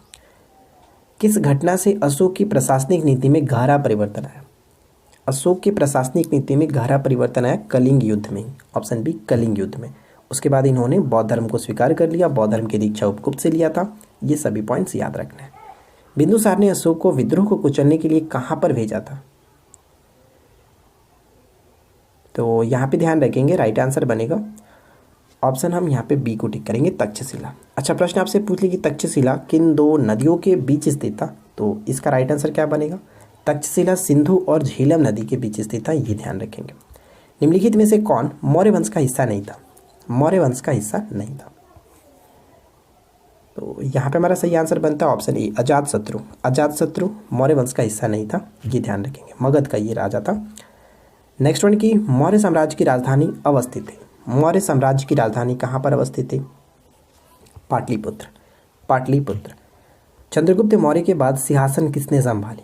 चंद्रगुप्त मौर्य के बाद इनका उत्तराधिकारी बिंदुसार हुआ। यहाँ पे राइट आंसर बनेगा ऑप्शन सी बिंदुसार, जबकि बिंबिसार हर्यक वंश का शासक थे। तो यहाँ पे सही आंसर बनेगा ऑप्शन सी बिंदुसार। चंद्रगुप्त मौर्य ने अपने अंतिम दिन कहाँ पर बिताए? अंतिम दिन कहाँ पर बिताए? श्रवणबेलगोला। श्रवणबेलगोला में 298 ईसा पूर्व में इनकी मृत्यु हो गई थी। निम्नलिखित में से दक्षिण राज्य का उल्लेख अशोक के शिलालेख में नहीं है, यानी कि किस दक्षिण राज्य का उल्लेख अशोक के शिलालेख में नहीं मिलता है? और वो है सतवाहन, ऑप्शन डी सतवाहन। अगला पॉइंट्स, कालसी प्रसिद्ध है किसके लिए? कालसी प्रसिद्ध है अशोक के शिलालेख के कारण, क्योंकि ये कालसी स्थान उत्तराखंड में पड़ता है और अशोक का ये कालसी शिलालेख यहीं से प्राप्त हुआ है, उत्तराखंड से। कलिंग युद्ध के विजय तथा क्षतियों का वर्णन अशोक के किस शिलालेख में मिलता है? ये प्रश्न बहुत इंपॉर्टेंट है, 13वें शिलालेख में, ऑप्शन डी 13वें शिलालेख। अशोक के जो प्रमुख शिलालेख संगम राज्य के विषय में हमें बताता है, कौन सा है? संगम राज्य के बारे में बताता है, यानी दक्षिण राज्यों के बारे में उल्लेख मिलता है दूसरा और 13वें शिलालेख में, ऑप्शन सी। मालवा, गुजरात और महाराष्ट्र किस शासक ने पहली बार जीता था? मालवा, गुजरात और महाराष्ट्र किस शासक ने पहली बार जीता था? चंद्रगुप्त मौर्य ने, ऑप्शन डी चंद्रगुप्त मौर्य ने। अशोक का रुम्नीदेही स्तंभ संबंधित है। अशोक का रुम्नीदेही जो स्तंभ है, स्तंभ लेख है, वो किससे संबंधित है? तो बुद्ध के जन्म से, ऑप्शन ए। नेक्स्ट क्वेश्चन बनता है कि निम्नलिखित मौर्य शासक बौद्ध धर्म के अनुयायी थे कौन? बौद्ध धर्म के अनुयायी निम्नलिखित में से कौन से शासक थे? तो यहाँ पे हमारा सही आंसर बनता है, एक तो अशोक थे और दूसरा दशरथ, यानी 2 और 4 बिल्कुल सही आंसर बनेगा, ध्यान रखिएगा। देखिए चंद्रगुप्त जो थे वो जैन धर्म के अनुयायी थे, जबकि बिंदुसार की बात करें तो ये अजीवक संप्रदाय के अनुयायी थे। तो यहाँ पे राइट आंसर बनेगा ऑप्शन डी 2 और 4। आगे बढ़ते हैं। नेक्स्ट वन है कि मेगास्थनीज ने भारतीय समाज को कितनी श्रेणियों में विभाजित किया था? मेगास्थनीज ने भारतीय समाज को कुल 7 श्रेणियों में विभाजित किया था। तो यहाँ पे डी बिल्कुल सही है। अभिलेख जिसमें यह प्रमाणित होता है कि चंद्रगुप्त का प्रभाव पश्चिम भारत पर था, चंद्रगुप्त का प्रभाव पश्चिम भारत पर भी था, तो ये किससे प्रमाणित होता है? रुद्रदामन का जूनागढ़ शिलालेख, रुद्रदामन का जूनागढ़ शिलालेख। किसके शासनकाल में डायमेकस भारत आया था? डायमेकस भारत आया था किसके शासनकाल में? तो ये भारत आया हुआ था बिंदुसार के समय में, बिंदुसार के समय में डायमेकस भारत आया था। केवल वह स्तंभ जिसमें अशोक ने स्वयं को मगध का सम्राट बताया, स्वयं को मगध का सम्राट बताया, किसमें? भाब्रू स्तंभ, ठीक है, भाब्रू स्तंभ, ऑप्शन टी। अशोक के शिलालेख में प्रयुक्त जो भाषा है वो कौन सी है? अशोक के शिलालेखों में प्रयुक्त भाषा है वो है प्राकृत, ऑप्शन बी। मौर्य मंत्रिपरिषद में निम्नलिखित में से कौन राजस्व इकट्ठा करने से संबंधित था? राजस्व इकट्ठा करना बहुत इंपॉर्टेंट है, राजस्व इकट्ठा करने से संबंधित वो कौन थे? तो समाहर्ता कह रहे, आंसर होगा ऑप्शन ए। अच्छा, संधिधाता की बात करें तो संधिधाता राजकीय कोष के अध्यक्ष को कहा जाता था, और प्रशास्था की अगर हम बात करें तो प्रशास्था कारागार के अध्यक्ष को कहते थे, जबकि ये इंपॉर्टेंट है, व्यवहारिक किसे कहते थे? व्यवहारिक जो होते थे उनको प्रमुख न्यायाधीश को कहा जाता था, प्रमुख न्यायाधीश को। अगला पॉइंट्स, निम्नलिखित में से कौन सा कथन सत्य है? कौन सा कथन सत्य है? तो ध्यान रखना, स्वतंत्र वेश्यावृत्ति को अपनाने वाली जो महिला होती थी उनको रूपा जीवा कहलाती थी, बिल्कुल सही। नंदवंश के विनाश में चंद्रगुप्त मौर्य ने कश्मीर के राजा प्रवर्तक से सहायता प्राप्त की थी, ये भी बिल्कुल सही है। मौर्य शासन 137 वर्षों तक चला, ये भी सही है। तो कोई भी गलत नहीं, यहाँ पे राइट आंसर बनेगा ऑप्शन डी, सभी कथन बिल्कुल सही है, ऑप्शन डी। कनिष्क बौद्ध धर्म के किस शाखा का अनुयायी था जिसका प्रसार उसने मध्य एशिया व सुदूर पूर्व में किया था? जो कनिष्क था वो बौद्ध धर्म के महायान शाखा से संबंधित थे, यानी ऑप्शन सी को टिक करेंगे, महायान शाखा से संबंधित है। प्राचीन भारत का महान व्याकरण पतंजलि किसका समकालीन था? पतंजलि जो थे वो किसके समकालीन थे? पुष्यमित्र सोम, ऑप्शन डी पुष्यमित्र सोम। नेक्स्ट क्वेश्चन, सर्वप्रथम भारत में विशुद्ध संस्कृत भाषा में लंबा शिलालेख किस राजा द्वारा जारी किया गया? विशुद्ध संस्कृत भाषा में लंबा शिलालेख किस राजा के द्वारा जारी किया गया? शक राजा रुद्रदामन, ठीक है, शक राजा रुद्रदामन, यानी ऑप्शन बी को टिक करेंगे। किस वंश के शासकों ने छत्र प्रणाली का प्रयोग किया? छत्र प्रणाली का प्रयोग किया, तो ध्यान रखिएगा, छत्र प्रणाली का प्रयोग किसने किया था? शकों ने किया था। और ये पॉइंट याद रखना है कि भारत में जो शक राजा होते थे अपने आप को क्षत्रप कहते थे, ठीक है, क्षत्रप कहते थे। यहाँ पे डी बिल्कुल सही आंसर है। नेक्स्ट वन है कि प्राचीन काल में भारत पर आक्रमण के संबंध में कौन सा सही कालानुक्रम है? कौन सा सही कालानुक्रम है? तो यहाँ पे सही आंसर बनेगा ऑप्शन ए यूनानी, उसके बाद शक और उसके बाद कुषाण, ऑप्शन ए। 4 धातुएं सोना, चांदी, तांबा और शीशे के सम्मिश्रण से बनने वाले सिक्के को किस नाम से जाना जाता था? सोना, चांदी, तांबा और शीशे के सम्मिश्रण से बनने वाली जो धातु होती थी, सिक्के होती थी, उसे कांसापर्ण के नाम से जाना गया, कांसापर्ण, ऑप्शन डी। कुषाणों का संबंध किससे था? कुषाणों का संबंध किससे था? तो ये चीन के यूची जनजाति से संबंध रखते थे, चीन के यूची जनजाति से। एक पॉइंट्स मैं और बताता हूँ, ध्यान रखेंगे कि कुषाण जो थे वो किसके बाद आए थे? पल्लव के बाद आए थे, ठीक है, पल्लव के बाद आए थे, जो कि यूची एवं तोखरी भी कहलाते थे। और एक पॉइंट्स और याद रखिएगा, अगर आपसे पूछ ले कि कुषाण के संस्थापक कौन माने जाते हैं, यानी कुषाण वंश के संस्थापक, तो कुजुल कडफिसेस को माना जाता है, जिनकी राजधानी पुरुषपुर या फिर पेशावर थी। और इनकी द्वितीय जो राजधानी हुआ करती थी वो मथुरा था। कवि कालिदास किसके राजकवि थे? कवि कालिदास किसके राजकवि थे? तो चंद्रगुप्त द्वितीय, जिनको विक्रमादित्य के नाम से जाना गया, ऑप्शन सी। एरड़ अभिलेख का संबंध किस शासक से है? एरड़ अभिलेख का संबंध किस शासक से? तो राइट आंसर हो जाएगा भानुगुप्त। एरड़ अभिलेख का संबंध भानुगुप्त, ऑप्शन डी। भारतीय संस्कृति का स्वर्ण युग किसे कहा जाता है? भारतीय संस्कृति का स्वर्ण युग किसे कहा जाता है? गुप्त काल को, ऑप्शन डी, गुप्त काल। अगला पॉइंट्स बनता है गुप्त साम्राज्य के संबंध में निम्न में से कौन सा कथन असत्य है? अच्छे तरीके से पढ़िए और बताइए कि कौन सा कथन असत्य है। गुप्त वंश का प्रथम महान सम्राट चंद्रगुप्त प्रथम था, बिल्कुल सही है। गुप्त संवत की शुरुआत चंद्रगुप्त प्रथम ने 319 से 320 ईस्वी में की थी, ये भी बिल्कुल सही है, कोई दिक्कत नहीं, 320 ईस्वी, ये ध्यान रखिएगा। समुद्रगुप्त का उत्तराधिकारी, यहाँ पे देखिए ध्यान दीजिएगा, पॉइंट्स एक मिस्टेक है, यहाँ पे होना चाहिए कि चंद्रगुप्त प्रथम का उत्तराधिकारी समुद्रगुप्त है, ठीक है, चंद्रगुप्त प्रथम का उत्तराधिकारी समुद्रगुप्त हुआ, ये भी बिल्कुल सही है। तो यहाँ पे कह सकते हैं कोई गलत नहीं है, इसलिए ऑप्शन हम डी को टिक करेंगे, कोई कहीं गलत नहीं है, ठीक है। आगे बढ़ते हैं। हरिसेन किसका दरबारी कवि था? हरिसेन किसका दरबारी कवि था? तो ध्यान रखना है, हरिसेन समुद्रगुप्त के दरबारी कवि थे, यानी ऑप्शन डी को टिक करेंगे, इनमें से कोई नहीं, समुद्रगुप्त के दरबारी कवि थे। निम्नलिखित में से कौन सी उपाधि समुद्रगुप्त की नहीं है? समुद्रगुप्त की नहीं है। अश्वमेध कर्ता भी इन्हीं की उपाधि थी। महाराजा धीराज की बात करें तो महाराजा धीराज की उपाधि जो मिली थी वो चंद्रगुप्त प्रथम को मिला था, चंद्रगुप्त प्रथम, ये ध्यान रखेंगे। और भारत के नेपोलियन के नाम से समुद्रगुप्त को जाना गया, विक्रमंक के नाम से इनको भी जाना गया, ये सभी पॉइंट्स इंपॉर्टेंट है। कविराज के नाम से भी इनको जाना जाता था, ठीक है। तो यहाँ पे राइट आंसर ऑप्शन बी होगा। श्रीगुप्त का उत्तराधिकारी कौन हुआ? श्रीगुप्त गुप्त वंश के संस्थापक के रूप में जाने जाते हैं, और गुप्त वंश के महान सम्राट की बात करें तो वहाँ पे चंद्रगुप्त हो जाएगा। या फिर वास्तविक संस्थापक पूछे कि गुप्त वंश का वास्तविक संस्थापक कौन है, तो चंद्रगुप्त को जानेंगे। तो श्रीगुप्त के उत्तराधिकारी के रूप में हम लोग किसे जानते हैं? घटोत्कच, घटोत्कच, ऑप्शन बी, ठीक है, घटोत्कच। नेक्स्ट क्वेश्चन से, कुमारगुप्त प्रथम के संबंध में कौन सा कथन असत्य है? कुमारगुप्त प्रथम, तो ध्यान रखेंगे ये चंद्रगुप्त द्वितीय का उत्तराधिकारी हुआ, इसने नालंदा विश्वविद्यालय की स्थापना की, तो दोनों कथन यहाँ पे बिल्कुल सही है, सी को टिक करेंगे, दोनों कथन सही है। गुप्तकालीन प्रसिद्ध मंदिरों में दशावतार मंदिर किस राज्य में स्थित है? क्या बनेगा राइट आंसर? तो गुप्तकालीन प्रसिद्ध मंदिरों में दशावतार जो मंदिर है ये कहाँ पे पड़ता है? तो राइट आंसर हो जाएगा उत्तर प्रदेश। उत्तर प्रदेश में कहाँ पे? तो ललितपुर देवगढ़, ठीक है, ललितपुर देवगढ़, ऑप्शन ए को टिक करेंगे। अगला पॉइंट्स, निम्नलिखित में से कौन सा कथन सत्य है? कौन सा कथन सत्य है? देखिए, भू राजस्व कुल उत्पादन का 1/4 से 1/6 भाग हुआ करता था। गुप्त साम्राज्य की बात की जा रही है। सील जो होता था, सील ऐसी भूमि को कहा जाता था जो जोतने योग्य नहीं होती थी, जोतने योग्य नहीं होती थी, ठीक है। सिंचाई के लिए रहट या फिर घंटी यंत्र का प्रयोग किया जाता था। तीनों के तीनों पॉइंट्स बिल्कुल सही है, तो ऑप्शन डी को टिक करेंगे। गुप्त काल में सर्वाधिक महत्वपूर्ण व्यापारी केंद्र निम्न में से कौन था? सर्वाधिक महत्वपूर्ण व्यापारी केंद्र के रूप में उज्जैन को जाना गया, ऑप्शन बी, उज्जैन को जाना गया। गुप्त काल के संबंध में निम्न में से कौन सा कथन सत्य है? गुप्त काल के संबंध में कौन सा कथन सत्य है? तो गुप्त राजाओं ने सर्वाधिक स्वर्ण मुद्राओं को जारी किया। गुप्तकालीन स्वर्ण मुद्राओं को दिनार कहा जाता था, ध्यान रखिएगा, स्वर्ण मुद्रा को दिनार, जबकि गुप्तकालीन चांदी के जो सिक्के होते थे उसको रूपक कहा जाता था, रूपक, ठीक है, रूपक, ये ध्यान रखिएगा, रूपक कहा जाता था। तो तीनों के तीनों पॉइंट सही है, ऑप्शन डी को टिक करेंगे। अगला पॉइंट्स की गुप्तकालीन शासन प्रणाली किस प्रकार की थी? गुप्तकालीन शासन प्रणाली किस प्रकार की थी?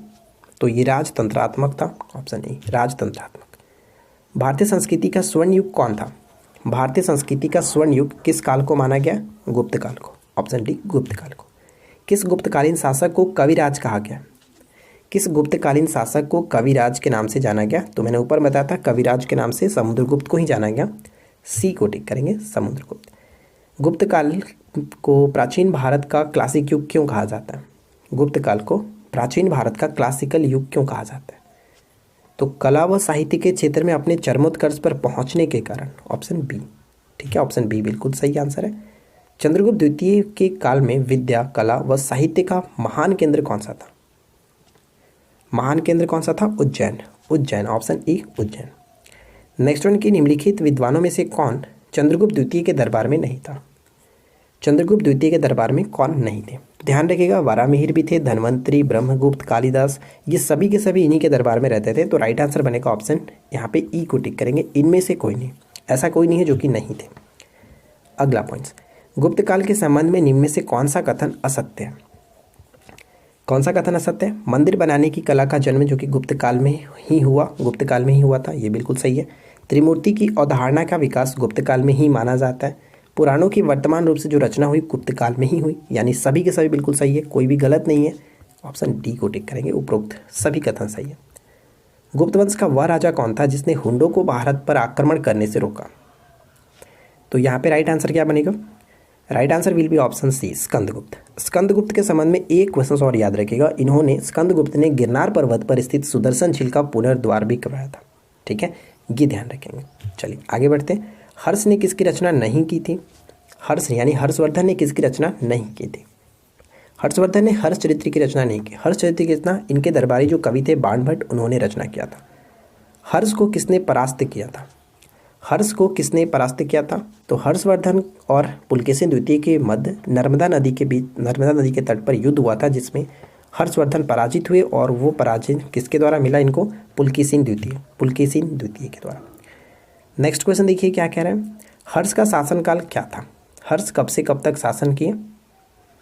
तो ये 606 ईस्वी में 16 वर्ष की अवस्था में राजगद्दी को संभाला था। तो 606 से लेकर के 647 तक इन्होंने शासन किया, ऑप्शन ए। हर्षवर्धन का अन्य नाम क्या था? हर्षवर्धन का अन्य नाम क्या था? शिलादित्य के नाम से जाना जाता है, ऑप्शन बी। और इन्हीं के समय में हिंसांग जो कि भारत आया हुआ था। निम्नलिखित में से कौन सा कथन सत्य है? कौन सा कथन सत्य है? हर्ष के समय में नालंदा महाविहार महायान बौद्ध धर्म की दीक्षा का एक प्रधान केंद्र था। हर्ष और पुलकेशिन द्वितीय के बीच नर्मदा नदी के तट पर युद्ध हुआ था। बाणभट्ट हर्ष के दरबारी कवि थे। तो यहाँ पे तीनों के तीनों पॉइंट सही है, तो डी को टिक करेंगे, सभी कथन सही। किसे हुंड हरिण केसरी कहा जाता है? हुंड हरिण केसरी के नाम से किसे जाना गया? Prabhakar Vardhan, option C. चलिए आगे बढ़ते। नेक्स्ट क्वेश्चन से, हर्ष चरित्र के अनुसार हर्ष की मंत्री परिषद में स्कंदगुप्त किसका प्रमुख था? स्कंदगुप्त किसका प्रमुख था? तो राइट आंसर हो जाएगा गज सेना का प्रमुख। देखिए प्रधान सचिव कौन था? तो भंडी कहते हैं, भंडी जो कि प्रधान सचिव। सिंहनाद की बात करें तो प्रधान सेनापति हुआ करता था सिंहनाद। कुंतल की बात करें, कुंतल जो कि अश्व सेना का प्रधान हुआ करते थे, और जो स्कंदगुप्त थे वो गज सेना के प्रमुख थे। हर्ष के समय सूती वस्त्रों के निर्माण के लिए प्रमुख या फिर प्रसिद्ध केंद्र कौन सा था? प्रसिद्ध केंद्र मथुरा, ऑप्शन बी, मथुरा। निम्नलिखित में से किसने पल्लव राजवंश की स्थापना की थी?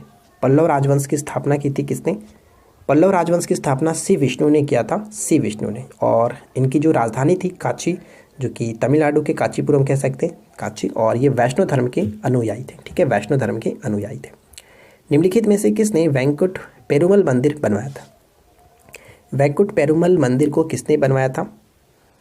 तो राइट आंसर हो जाएगा ऑप्शन बी, यानी कि नंदीवर्मन द्वितीय। ठीक है, नंदीवर्मन द्वितीय। नेक्स्ट वन देखिए, तंजौर का बृहदेश्वर मंदिर का निर्माण किसने करवाया? तंजौर के बृहदेश्वर मंदिर का निर्माण किसने करवाया था?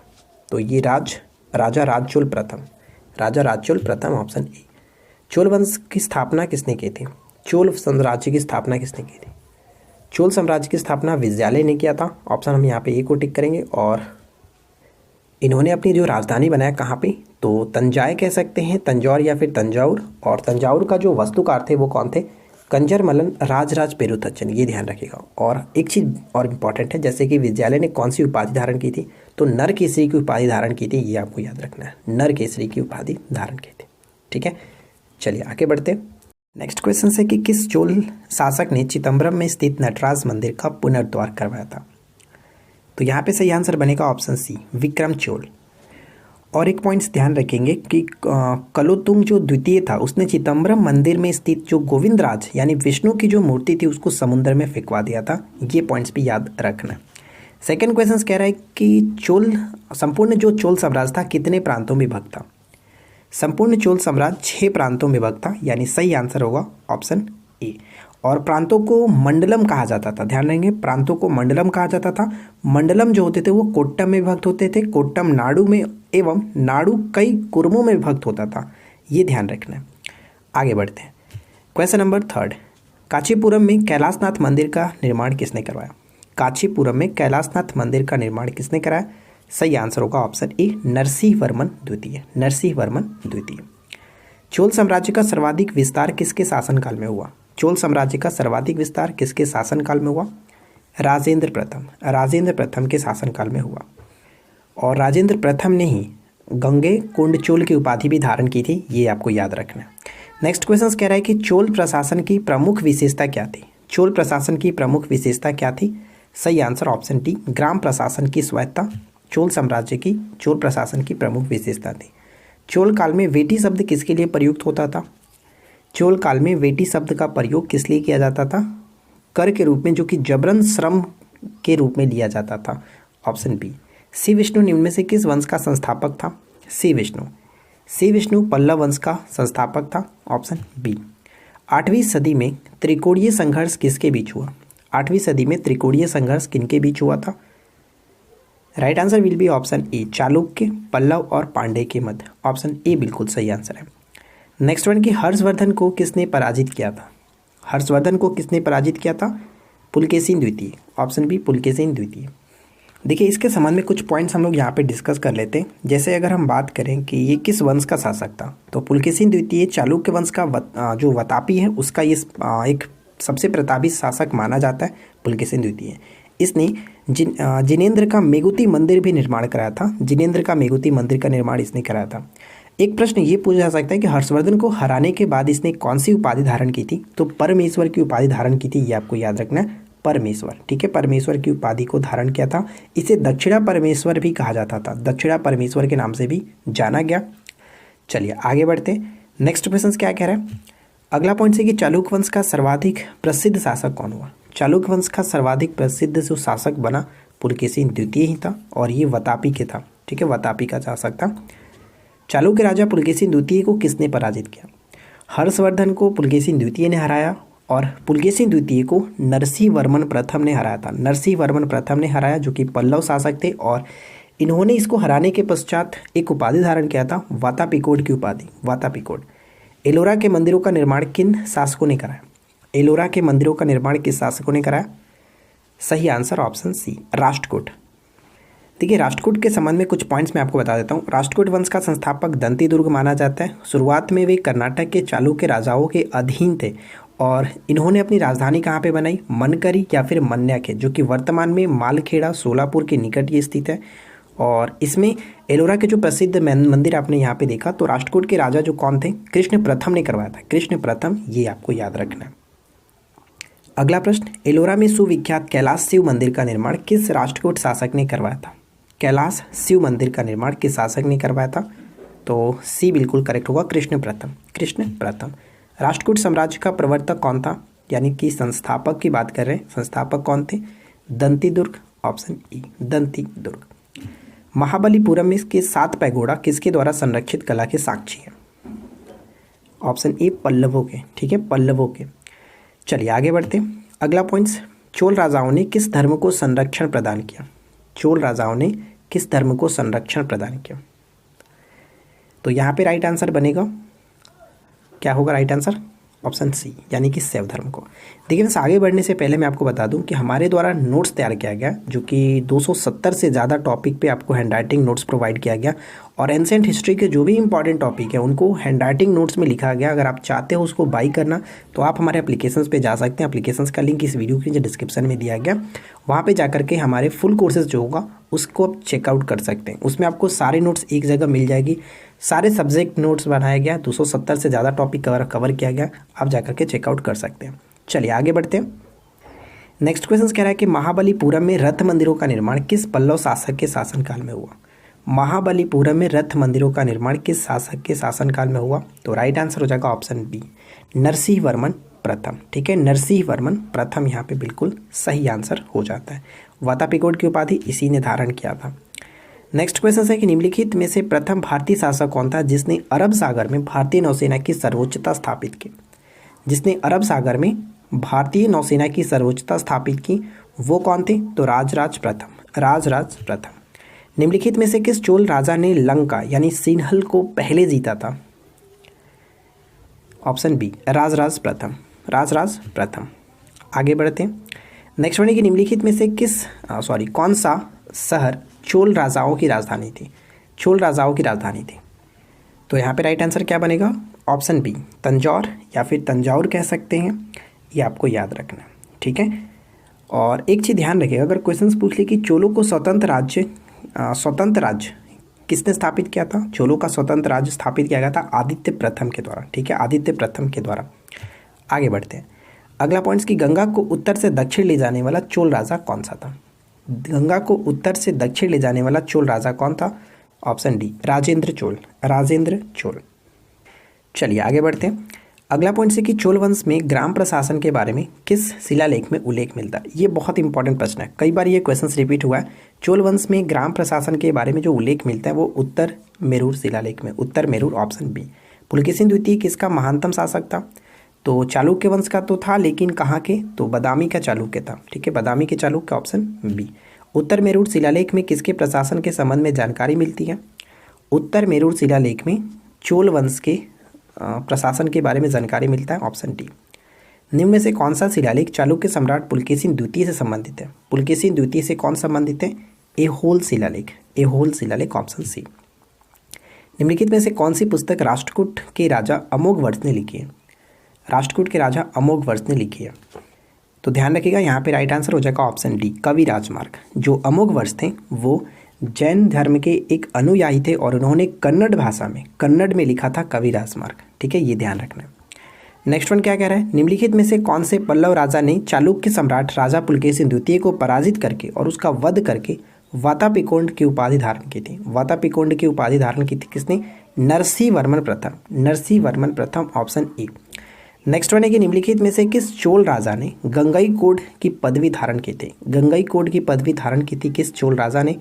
तो राजेंद्र प्रथम, राजेंद्र प्रथम, ऑप्शन डी बिल्कुल सही आंसर होगा। एलोरा में गुफाओं और शैलकृत मंदिर है किस धर्म से संबंधित है? एलोरा में गुफाएं और शैलकृत जो मंदिर है हिंदू, बौद्ध, जैन तीनों से संबंधित है, ऑप्शन डी। कौन सा संवत है जो कलचुरियों द्वारा प्रयुक्त किए जाने के कारण कलचुरी संवत भी कहलाया? कलचुरी संवत भी कहलाया। ट्रैकुटक जो संवत है, यहाँ पे सही आंसर बनेगा ऑप्शन सी। खजुराहो के मंदिरों का निर्माण किस वंश के राजाओं ने करवाया था? खजुराहो के मंदिरों का निर्माण किसने कराया था? चंदेल राजाओं ने। ठीक है, चंदेल राजपूतों ने, ऑप्शन ए। यहाँ से ध्यान रखेंगे, चंदेल वंश का संस्थापक इसे माना जाता है। चंदेल वंश का संस्थापक नन्नू को माना जाता है और इसकी राजधानी खजुराहो थी, जो कि प्रारंभ में इसकी राजधानी कलिंजर या कि महोबा कह सकते हैं, महोबा हुआ करता था, ये ध्यान रखेंगे। और चंदेल वंश का प्रथम स्वतंत्र एवं सबसे प्रतापी शासक किसे माना गया? यशोवर्मन को, ये याद रखिएगा। नेक्स्ट वन है कि ललित विग्रहराज के रचयिता सोमदेव किस चौहान शासक के दरबार में था? तो यहाँ से दो प्रश्न बन सकता है। तो पहला तो ये कि आपका ललित विग्रहराज के रचयिता कौन है? सोमदेव। और ये किसके दरबार में रहते थे? तो सही आंसर बनेगा ऑप्शन सी, विग्रहराज चतुर्थ के दरबार में रहते थे। किसके शासनकाल को चौहानों का स्वर्णकाल कहा गया? चौहानों का स्वर्णकाल कहा गया। विग्रहराज चतुर्थ के शासनकाल को चौहानों का स्वर्णकाल कहा गया। 712 ईस्वी में सिंध पर अरबों के आक्रमण के समय वहाँ का शासक कौन था? 712 ईस्वी पर अरबों का आक्रमण हुआ था, जो कि मोहम्मद बिन कासिम ने किया था। तो उस वक्त दाहिर का शासक था, ऑप्शन बी, दाहिर। सर्वप्रथम भारत में जजिया कर लगाने का श्रेय सिंध के विजेता मोहम्मद बिन कासिम को दिया जाता है। उसने किस वर्ग को इस कर से मुक्त रखा था? इस कर से मुक्त रखा, ब्राह्मणों को जजिया कर से मुक्त रखा था, ऑप्शन सी। उस शासक का नाम क्या है जिसने विजय स्तंभ का निर्माण कराया? उस शासक का नाम क्या है जिसने विजय स्तंभ का निर्माण कराया? तो यहाँ पे राइट आंसर बनेगा ऑप्शन ए, राणा कुंभा। ठीक है, राणा कुंभा, ऑप्शन ए को टिक करें। चलिए नेक्स्ट वन है क्या है, पृथ्वीराज रासो निम्नलिखित में से किसने लिखा है। तो ध्यान रहेगा, पृथ्वीराज रासो के रचयिता के रूप में हम लोग किसे जानते हैं, चंद्र बदाई। चंद्र बदाई ऑप्शन सी को टिक करेंगे। चंद्र बदाई जो थे वो पृथ्वीराज तृतीय का राज कवि था, जिसकी रचना पृथ्वीराज रासो है, ये ध्यान रखेंगे। और पृथ्वीराज तृतीय जो है वो चौहान या फिर चौहान वंश के अंतिम शासक थे, ये याद रखना, अंतिम शासक थे। नेक्स्ट वन क्या है, खजुराहो स्थित मंदिरों का निर्माण किसने कराया था, चंदेल राजपूतों ने कराया, ऑप्शन डी चंदेल राजपूतों ने। लिंगराज मंदिर का नींव किसने डाला। लिंगराज मंदिर अक्सर पूछा जाता है किस स्टेट में, तो भुवनेश्वर में, यानी कि उड़ीसा की राजधानी भुवनेश्वर में स्थित है और ये ययाति केसरी के द्वारा नींव डाली गई थी, ऑप्शन ए। सोमनाथ के मंदिर पर 1025 ईस्वी में महमूद गजनी के आक्रमण के समय गुजरात का शासक कौन था। गुजरात के शासक थे कौन, तो यहाँ पे सही आंसर बनेगा ऑप्शन ए भीमदेव प्रथम। भीमदेव प्रथम। हिंदू विधि पर एक पुस्तक मिताक्षरा किसने लिखी है। हिंदू विधि पर एक पुस्तक मिताक्षरा के लेखक कौन है, विज्ञानेश्वर। Vijnaneshwara option C. हरिकेली नाटक के रचयिता कौन है। हरिकेली नाटक के रचयिता कौन है, तो राइट आंसर हो जाएगा ऑप्शन ए चौहान शासक विग्रह राज चतुर्थ, जिनको विसल देव के नाम से भी जाना गया। विक्रमशिला शिक्षा केंद्र के संस्थापक कौन है। विक्रमशिला शिक्षा केंद्र के संस्थापक के रूप में किसे जाना जाता है, धर्मपाल, ऑप्शन बी धर्मपाल। गीत गोविंद के रचनाकार जयदेव किसकी सभा को अलंकृत करते थे। गीत गोविंद के जो रचनाकार हैं जयदेव, अक्सर पूछा जाता है कि गीत गोविंद के लेखक कौन है, जयदेव, और ये किसकी सभा को अलंकृत करते थे, लक्ष्मण सेन, ऑप्शन डी। एक चीज़ ध्यान रखिएगा, यहाँ पे अगर हम बात करें लक्ष्मण सेन, तो ये किस वंश से संबंध रखते थे, तो सेन वंश से, और सेन वंश के संस्थापक सामंत सेन थे, जबकि राजधानी नदिया, जिसको लखनौती के नाम से भी जाना गया है। सेन वंश के प्रमुख शासकों में विजय सेन थे, भलाल सेन थे, लक्ष्मण सेन थे, ये ध्यान रखिएगा। और सेन वंश का जो प्रथम स्वतंत्र शासक बने वो बने थे विजय सेन, ये याद रखना है, विजय सेन, जो कि शैव धर्म का एक अनुयायी थे। दान सागर और अद्भुत सागर नामक ग्रंथ की रचना भी किसने की थी, सेन शासक भल्लाल सेन ने किया था, जिसके बारे में हम लोग आगे डिस्कस करेंगे। ठीक है फ्रेंड्स, चलिए आगे बढ़ते हैं। नेक्स्ट क्वेश्चन है कि भारत में प्रथम आक्रमणकारी कौन था। भारत में प्रथम आक्रमणकारी कौन हुआ, तो मोहम्मद बिन कासिम, ऑप्शन हम सी को टिक करेंगे, कि 712 ईस्वी में सिंध पर इसने आक्रमण किया था। अजयपाल संस्थापक थे। अजयपाल संस्थापक थे किसके, अजमेर के, C will be right answer, Ajmer के। निम्नलिखित में से कौन कविराज के नाम से विख्यात था, तो यहाँ पे राइट आंसर बनेगा कविराज के नाम से विख्यात थे भोज परमार, जो कि परमार वंश के एक शासक थे भोज परमार, और इन्होंने कविराज की उपाधि धारण की थी। भोज ने अपनी राजधानी में सरस्वती मंदिर का निर्माण भी कराया था। ये प्रश्न कई बार पूछा गया कि किस शासक ने अपनी राजधानी में सरस्वती मंदिर का निर्माण कराया, ध्यान रखिएगा, ठीक है, ये इंपॉर्टेंट है। चलिए आगे बढ़ते हैं। भोज परमार द्वारा रचित पुस्तकें निम्नलिखित में से कौन कौन सी हैं, तो बताइए कौन सी पुस्तकें भोज परमार के द्वारा रचित है। तो यहाँ पे चारों जो पुस्तकें आप यहाँ पे देख रहे हैं ये सभी इन्हीं के द्वारा रचित है, तो राइट आंसर हो जाएगा ऑप्शन सी 1, 2, 3, 4, चारों पुस्तकें इन्हीं के द्वारा रचित है। किस विदेशी यात्री ने गुर्जर प्रतिहार वंश को अल गुजर और इस वंश के शासकों को बौरा कह करके पुकारा है। बौरा कह करके पुकारा है, कौन थे वो, तो वो थे अलमसुदी, ऑप्शन बी अलमसुदी ने ये कही है। नेक्स्ट वन है कि कर्पूर मंत्री नाटक के रचयिता राजशेखर को किस प्रतिहार शासक ने संरक्षण दिया था। बहुत इंपॉर्टेंट है कि अक्सर ये पूछा जाता है कि कर्पूर मंजरी के रचयिता कौन है, तो राजशेखर, ये याद रखिएगा। किस प्रतिहार शासक के ये संरक्षण में थे, तो C will be right answer, Mahendrapal प्रथम, महेंद्रपाल प्रथम। नेक्स्ट वन है कि किस पाल शासक को गुजराती कवि सोड्यूडल ने उत्तरापंथ स्वामी कहा है। उत्तरापंथ स्वामी कहा है, धर्मपाल को, धर्मपाल को। नेक्स्ट क्वेश्चन देखिए, हिंदू विधि की एक प्रसिद्ध पुस्तक दैभाग के रचयिता कौन है। दैभाग के रचयिता कौन है, बहुत बार पूछा जाता है। दैभाग के रचयिता जिमूतवाहन, जिमूतवाहन, ऑप्शन सी। देखिए फ्रेंड्स, आज की इस वीडियो का आखिरी प्रश्न है और आपका एंशिएंट हिस्ट्री से जो भी इंपॉर्टेंट क्वेश्चंस बन सकते थे एग्जाम्स में, जो बार बार रिपीट होते रहते हैं, वो हम लोगों ने यहाँ पे कवर किया। इस 250 क्वेश्चंस को आप कोई भी एग्जाम्स में जाने से पहले देख करके ज़रूर जाइए, काफ़ी आपका हेल्पफुल होगा। डेफिनेटली यहाँ से अगर एंशिएंट हिस्ट्री से क्वेश्चंस पूछे जाते हैं तो कुछ ना कुछ क्वेश्चंस यहाँ से आपको मिल ही जाएगा देखने को। इसका PDF हम आपको टेलीग्राम ग्रुप पर दे देंगे, तो टेलीग्राम को ज्वाइन करके रखिए, हमारे साथ बने रहिए। और पेड कोर्सेज़ के लिए आप हमारे एप्लीकेशंस को डाउनलोड कर सकते हैं, वहाँ पे आपको बहुत सारी नोट्स मिल जाएगी, बहुत सारी कोर्सेज मिल जाएगी जो कि एग्जाम्स के लिए हेल्प करेगा। चलिए बात कर लेते हैं आखिरी क्वेश्चंस के बारे में कि किसने स्मृति ग्रंथ दान सागर और ज्योतिष ग्रंथ अद्भुत सागर की रचना की थी। किसने की थी? मैंने आपको ऊपर में थोड़ा सा हिंट दिया था। राइट आंसर बनेगा ऑप्शन सी, भलाल सेन। सेन वंश के एक शासक थे भलाल सेन। सी विल बी राइट आंसर। तो आशा करते हैं फ्रेंड्स कि एंशिएंट हिस्ट्री का ये जो सफ़र रहा आपको अच्छा लगा होगा। वीडियो कैसा लगा नीचे कमेंट करके बताइए। वीडियो अच्छा लगा है तो वीडियो को लाइक करिएगा, दोस्तों के साथ शेयर कर दीजिएगा। चैनल को सब्सक्राइब करके रखिए, नोटिफिकेशन बेल आइकन को ऑल रखिए ताकि फ्यूचर में इसी तरह की और वीडियो की नोटिफिकेशन आपको ऑन टाइम मिलती रहे। तो चलिए मिलते हैं नेक्स्ट क्लास में। Thanks for watching, keep learning, have a good day.